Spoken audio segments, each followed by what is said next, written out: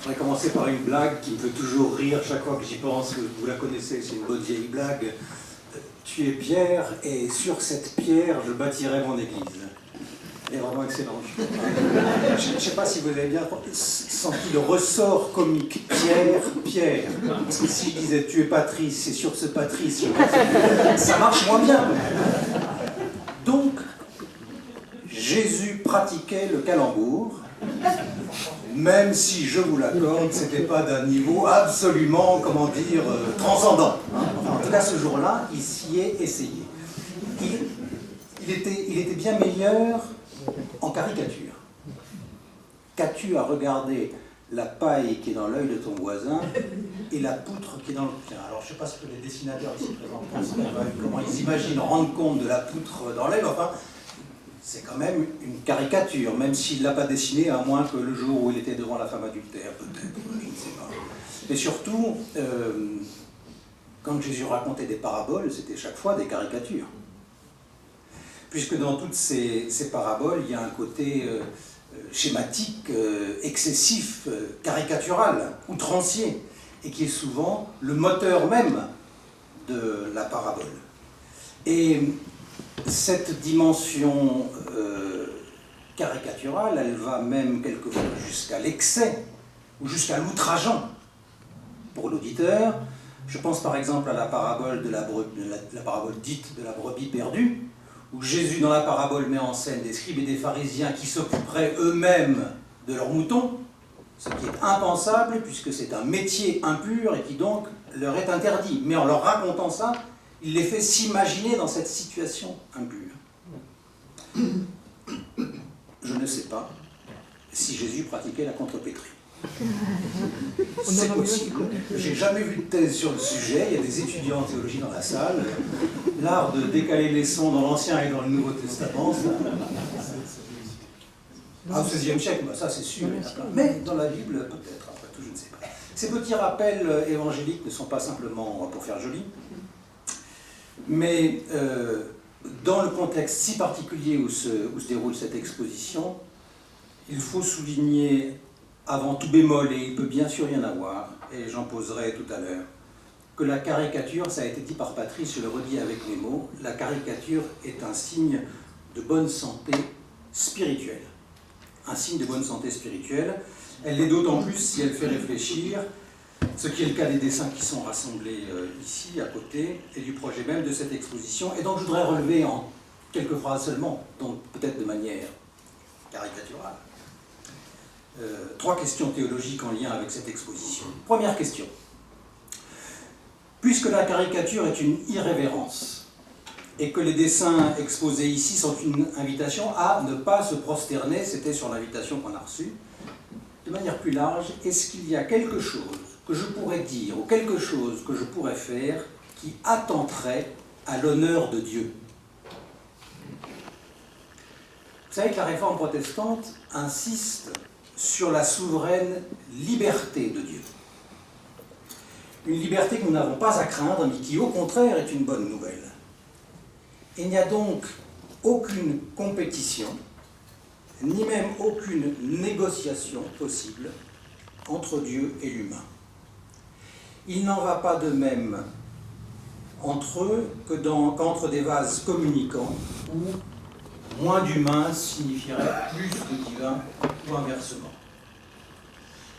Et donc ce que nous pouvons ressentir comme insolence, voire comme blasphème dans une caricature, ce n'est pas un blasphème contre Dieu.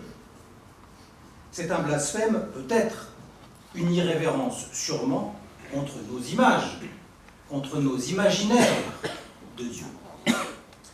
Et du reste, on l'a dit, Jésus a occupé délibérément la place du blasphémateur pour mettre à nu nos rêves de mainmise sur Dieu. Et ce faisant, il a d'ailleurs mis en pleine lumière, au prix de sa dignité et au prix de sa vie, les caricatures que nous faisons quotidiennement de Dieu et de notre prochain.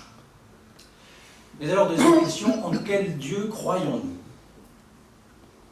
Ce Dieu libre, avec lequel il n'y a rien à négocier puisque tout est déjà donné. Et donc un Dieu qui se révèle sous des traits contraires à ceux que nos religions lui prêtent. Dieu se fait connaître en se cachant. Et si Luther est celui qui a affirmé ce paradoxe avec le plus de force, il ne fait que condenser ce que les écritures bibliques répètent de mille manières depuis les poèmes de la création, on ne voit jamais Dieu, jusqu'à la nuée de l'Exode, en passant par le murmure silencieux donné au prophète Élie, et puis jusqu'à la mention, bien sûr, de l'Esprit qui souffle où il veut. Dieu n'est jamais celui que nous croyons. Il nous faut donc devenir athées de nos caricatures religieuses de Dieu pour le découvrir là où il est, au ras du sol, sur une croix, hors d'un tombeau vide, toujours en dehors et au devant de nous, et toujours venant à notre rencontre, jusqu'à nous rejoindre. Et du coup, troisième et dernière question, puisque le Dieu libre me libère pour une libre relation avec lui, comment conjuguer cette souveraine liberté avec l'interdépendance avec les autres? Autrement dit, dans le contexte qui est celui de cette expo, comment faire pour que ce signe de bonne santé spirituelle qu'est la caricature, bonne santé, ne devienne pas un poison social? Car si ce qui me fait réfléchir et rire est reçu par d'autres comme une insulte qui empêche de réfléchir, il y a un problème quelque part. Je cite. « Il y a une manière de présenter les choses et de choisir ses outils comme le dentiste ses instruments pour ne pas faire trop mal. Il faut contourner, frôler, mais non blesser. Sans se regarder le nombril, ne faisons pas de l'Europe le Saint-Germain-des-Prés de la planète. L'autocensure, je la revendique. » Fin de citation. Celui qui a prononcé ces phrases n'est certes pas un censeur pudibond, mais l'un des meilleurs caricaturistes de notre génération, puisqu'il s'agit de Plantu. Il rejoint à sa manière ce qu'écrivait Luther à ses lecteurs chrétiens. Le chrétien est un libre seigneur sur toute chose et il n'est soumis à personne.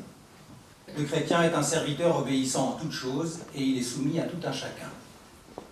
Ou encore ce qu'écrivait Paul, tout est permis, mais tout ne convient pas. Tout est permis, mais tout n'édifie pas.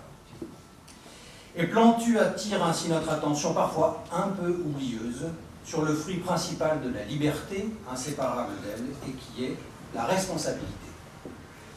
Cette responsabilité, elle est d'abord politique. Car comment user de l'imprenable liberté qui nous est donnée, de telle sorte qu'elle ne profite pas au clouage de bec et aux intégristes de tout poil, mais qu'elle profite, si je puis dire, à la parole partagée, à la justice aujourd'hui, à l'avenir commun. Voilà qui peut stimuler nos paroles, nos actes, et quand on sait y faire, nos coups de crayon. Je vous remercie.